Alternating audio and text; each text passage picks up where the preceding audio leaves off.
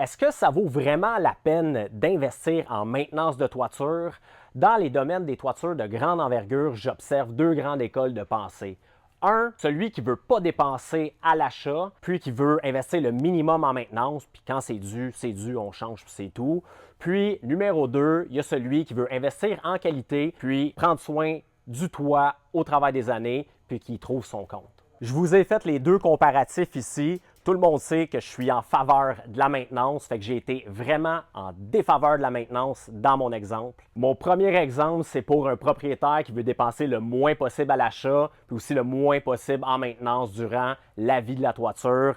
Donc, on part avec un prix de départ de 500 000 pour une réfection de toiture en multicouche asphalte et gravier qui inclut le pare-vapeur, les isolants, puis le multicouche en asphalte et gravier. Donc, dans 20 ans, il va devoir refaire sa toiture.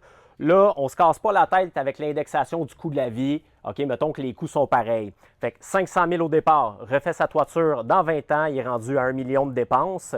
Ajoute à ça un autre 20 ans de durée de vie sans maintenance, 1,5 million de dépenses, puis après 60 ans, il est rendu à 2 millions. Maintenant, un propriétaire qui veut dépenser plus à l'achat pour avoir de la qualité, puis prolonger la durée de vie de son toit, prix de départ de 600 000 pour une toiture en membrane élastomère. Après 20 ans, on va dire qu'il a investi 100 000 en maintenance. On s'entend, j'ai boosté ça. Les 20 premières années, les chansons qui vont avoir dépensé pas mal moins en maintenance. À l'année 30, ce qui est très pessimiste, s'il faut qu'il fasse un resurfaçage de sa membrane élastomère, il va être capable de conserver les panneaux support, le pare-vapeur, les isolants puis les membranes en place. Il va dépenser la moitié environ de son prix d'achat initial, donc 250 000 $. Il est rendu à 950 000 $. Ensuite, 20 ans plus tard, il redépense 100 000 $ en maintenance. Il est rendu à 1,50 million.